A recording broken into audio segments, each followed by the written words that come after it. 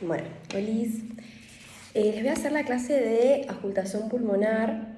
Va a ser un poco corta porque Virginia ya me había dicho que la arme para simulación, pero bueno, como no llegamos con el tiempo, no la pude dar, pero ella lo que me dijo que sea rápido. Entonces es lo que les traigo, algo como rápido de auscultación anormal, pero como es, nada, cualquier cosa me preguntan si quieren ampliar más temas. Bueno, la auscultación pulmonar anormal, vamos a tener 3 hallazgos anormales grandes que después los vamos a desglosar. Alteración del murmullo vesicular, reemplazo del murmullo vesicular y ruidos agregados. ¿Sí? Esas 3 cosas después se van a desglosar para empezar a hablar de todo, ¿no? Entonces, alteraciones del murmullo vesicular, como puede estar aumentado o disminuido o abolido. Si está aumentado, puede ser en casos de, no sé, acidosis o en el mismo ejercicio, nada más. También puede estar aumentado. Disminuido puede ser ya sea por la transmisión o por la producción, ¿sí? Por la transmisión sería una persona quizás muy obesa, en la que la pared torácica está como más agrandada, ¿no? Entonces, al haber más espacio entre el pulmón y la piel que nosotros estamos apoyando el esteto, como es la transmisión no es tan buena. Y otros podría ser un derrame pleural, es lo mismo, digamos, hay interposición de líquido, si es derrame pleural, si es neumotórax también puede ser, hay interposición de líquido o interposición de aire, entonces nos vamos a poder escuchar bien. Bueno, de eso nada más. Y bueno, en la parte de alteración de la producción, en la disminución del murmullo vesicular, tenemos en cualquier situación en la que no ingrese aire, no sé, por ejemplo, un cuerpo extraño que esté en la vía aérea. Bueno, eso ya terminamos con alteración del murmullo vesicular. Queda ahora reemplazo del murmullo vesicular, ¿sí? O sea, no está el murmullo vesicular normal, sino que está reemplazado por, tengo 3 grandes cosas ahí adentro también para desglosar, que sería el soplo tubario o respiración laringotraqueal. La respiración laringotraqueal es normal si nosotros apoyamos el esteto acá, ¿sí? Ahora, si nosotros esa misma respiración, o sea, ese mismo sonido lo escuchamos en el parénquima, ya es patológico, ¿sí? Se puede decir respiración laringotraqueal o soplo tubario lo van a escuchar mejor.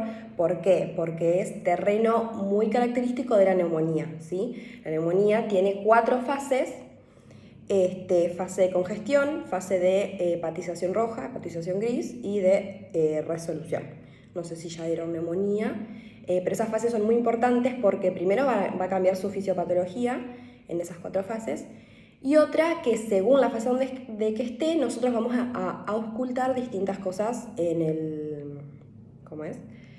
En el parénquima. Por ejemplo, en las primeras fases suele haber estertores crepitantes y en las fases de hepatización, ya sea roja o gris, ahí vamos a encontrar el soplo tubario que les estoy hablando ahora, ¿sí? Para que ese soplo tubario se aparezca, por así decir, necesitamos distintas situaciones, ¿sí? Primero necesitamos una vía aérea permeable, ¿sí? Porque, por ejemplo, no es o sea, si la consolidación, no sé si dieron síndrome de consolidación, pero bueno, la consolidación que da la neumonía bacteriana empieza como en vez de llenarse de aire, que es normalmente lo que tiene que tener el pulmón, se va a empezar a consolidar por distintas secreciones. Entonces el aire se va a transmitir mucho mejor que lo que se transmite por el aire, ¿sí? Porque va a estar como más sólido, por eso hablamos de fase de hepatización, ¿no? Como que tiende a querer tener el parénquima más consolidado del hígado que del pulmón, que debería tener aire, ¿sí? Entonces, nada, necesitamos una vía aérea permeable entre toda la consolidación, digamos que la consolidación es esta, y por ejemplo hay una vía permeable adentro, entonces cuando yo escucho que aparece sobre esta vía, ¿sí? También necesitamos que haya una gran consolidación, o sea, un volumen específico, y que la consolidación llegue a la superficie del pulmón, ¿no? O sea, tenía que ser grande para escuchar el soplo tubario. Yo no escuché nunca, la verdad, un profesor me dijo que tampoco escuchó mucho. Bueno, eso es hablando del soplo tubario, que es uno de los tantos que reemplazan al murmullo vesicular. Otro reemplazo del murmullo vesicular es el soplo pleural, que es un pulmón colapsado por la pleura, por derrame. Es más que nada expiratorio ese. Y también tenemos otros menos frecuentes, que son el soplo anfórico y el cavitario. El anfórico es en el neumotórax, que ese es el que se dice que es lo mismo que escuchar cuando soplas una botella. Y el cavitario lo van a ver más en tuberculosis, por ejemplo, que es cuando hay una gran caverna o un gran hueco, se le podría decir, como es, que está cerca de un bronquio y que derrama su contenido ahí, entonces como que el bronquio, hagan de cuenta, como que se termina como uniendo a esa gran caverna. Es muy característico también de la tuberculosis. Ya lo van a ver en defensa de tuberculosis.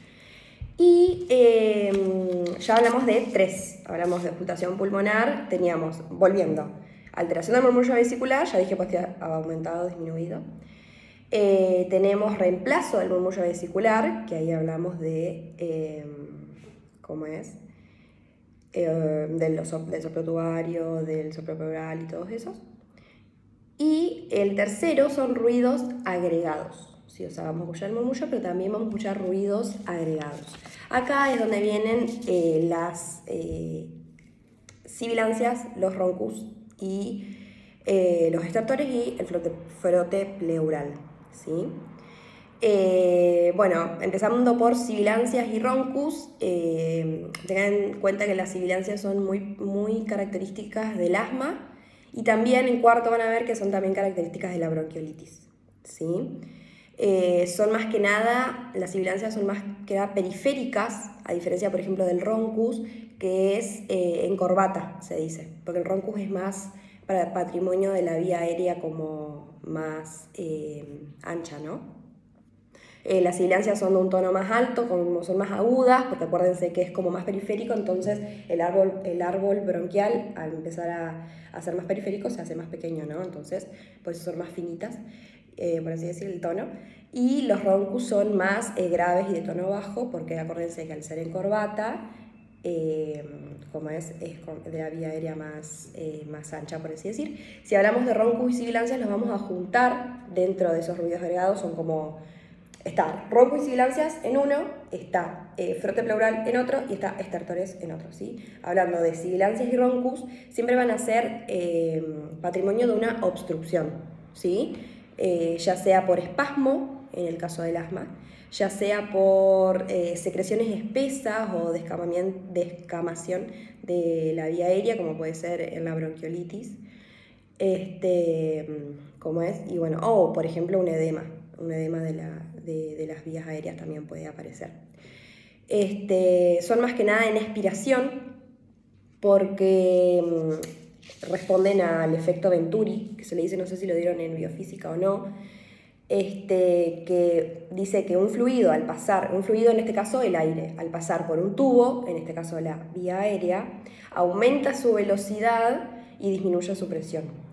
Entonces, el aumento de la velocidad es en expiración. Normalmente, o sea, fisiológicamente la expiración es un proceso más rápido que la inspiración, ¿sí? Entonces, si tenemos que un fluido al pasar por un tubo aumenta su velocidad, en este caso la expiración, y disminuye su presión. Entonces, el aire tampoco sale mucho. Entonces, acuérdense que el asma y el EPOC también son patologías que cursan con un atrapamiento aéreo. Entonces no pueden pasar mucho por esas vías aéreas, digamos. Y encima que están edematizadas o están con moco, inflamación, les cuesta más como salir, ¿sí? Entonces por eso los ruidos son más que nada en expiración, porque hay atrapamiento aéreo. Cuando el aire quiere salir, intenta aumentar su velocidad, pero no puede porque disminuye su presión, entonces tiene dificultad para salir. Bueno, si no entendieron esa parte me avisan, no tengo problema, capaz que se lo explican bien después en biofísica o en EPOC. Volviendo entonces a los ruidos agregados, hablamos de sibilancias y roncus. Acuérdense, siempre son por una obstrucción, ¿sí? Responden a la fisiopatología de la obstrucción. Son expiratorios, ya hablamos asma, bronquiolitis. Hay adentro de roncus pueden encontrar el cornaje y el estridor, que son como más patrimonio de la vía aérea superior, ¿sí? El estridor, por ejemplo, lo van a ver en pediatría, una laringitis podría pasar. Ahora, de roncus y sibilancias, que son unos ruidos agregados, pasamos a otro ruido agregado, que son los estertores. Los estertores son más inspiratorios, ¿sí? Y obedecen a secreciones o colapso alveolar. Acuérdense entonces la diferencia entre sibilancias y roncus, que está en la vía aérea, tipo en los tubos, por así decir, y los estertores, que están en el alveolo, ¿sí? El colapso alveolar y también por secreciones, ¿sí? ¿Se acuerdan que les dije que la neumonía tenía 4 fases? Estaba la fase inicial, estaban las 2 fases de hepatización y la de resolución. La inicial o congestiva, bueno, ahí van a estar los crepitantes. Acuérdense, en congestión hay secreción, está en el alveolo, ¿sí? Las de hepatización va a haber el soplo porque hay mucha consolidación, y en la red de resolución también va a haber estertores. De nuevo, los estertores van a estar al principio y al final, ¿sí? Entonces vamos a ver que son inspiratorios. Los podemos diferenciar en finos y gruesos a los estertores. Ahí podemos también clasificarlos en los finos, que están en alveolo, y los gruesos, que están en bronquios, ¿sí? Los finos están, al estar en alveolo, no modifican con la tos, ¿sí? Porque si yo le digo al paciente que genere tos, si está en el alveolo no va a poder movilizarse porque ya está en el alveolo, ¿sí? Entonces no se va a modificar por la tos. Y esos son, Argente dice que son un equivalente a que vos te frotes un pelo al lado del oído, así se escucha. Otra que yo encontré, no lo dice Argente, pero lo vi yo, cuando están tomando mate, que por ahí vieron que la bombilla queda un poco como que burbujea al principio. Bueno, eso también es como una burbuja que no es tan burbuja, es como... Ya lo van a escuchar, no se preocupen, eso sí se escucha bastante. Así es más o menos el sonido. Y bueno, los estertores finos son los que se llaman estertores crepitantes, digamos. No todos los estertores son crepitantes. Los estertores finos son los llamados crepitantes, ¿sí? No modifican con las tos, todos los estertores son inspiratorios. Esos son un tipo de estertores. Entonces, estertores sacamos finos y sacamos gruesos también. Los gruesos están en bronquios y son característicos de la bronquitis, ¿sí? Ahí eso sí modifican con la tos, porque acuérdense que está en el tubo, hacemos que el paciente tosa y se ve al alveolo, por ejemplo, y después vuelve. Entonces eso sí se van a modificar con la tos porque pasan del tubo de la vía aérea al alveolo, del alveolo al tubo de la vía aérea, ¿sí? Van como moviéndose. ¿Por qué? Porque están en el tubo donde llega aire. En cambio, los otros, los finos, como ya están en el alveolo, por más que vos le tires aire, no los vas a sacar de ahí, ¿sí? Y esos son característicos de la bronquitis, digamos. Estos son los llamados estertores de burbuja o húmedos, o de moco, o mucos. Bien, con eso terminamos la parte de estertores. Y también están los estertores en decúbito, que esos se van a modificar... ¿cómo es? A medida que pasa en unos minutos nomás, a medida que pasa la respiración, porque normalmente son cuando una persona estuvo mucho tiempo acostada, por ejemplo, y eso genera como un colapso alveolar sería, y cuando nosotros nos incorporamos o decimos al paciente que se incorpore, se empiezan a despegar y se van a mover, ¿sí? Eso es la característica de que se van a ir, ¿sí? Son transitorios. No son patológicos, digamos, esos, porque desaparecen. Y el último ruido agregado que me queda, entonces volvemos. Alteración del murmullo vesicular, aumentados, disminuidos. Como es reemplazo del murmullo vesicular, que son los que dijimos recién, el soplo tubario, pleural, anfórico, y ruidos agregados, que son sibilancias roncus, estertores y frote pleural, ¿sí? Ahora, por último, cerrando, vamos a hablar del frote pleural, que está en ambas fases de la respiración, o sea, inspiración o expiración. Es más que nada por el roce de la pleura que va a estar inflamada, una pleuritis, por ejemplo. Desaparece cuando aparece ya un derrame. ¿Por qué? Porque normalmente está, como es, el roce aparece, el ruido aparece por el roce, pero salí feliz. Bueno, pero cuando ya hay líquido, cuando ya hay líquido, no aparece ese roce, digamos, porque ya hay líquido, entonces no rozan, entonces ahí desaparece ese frote, ¿sí? Y bueno, y si es muy intenso, es el equivalente a hacerse así en la oreja, y bueno, eso es lo que van a escuchar, digamos. Bueno, ahí terminamos la parte de auscultación. Así se lo tienen que saber, con las 3 cosas del principio que yo le dije,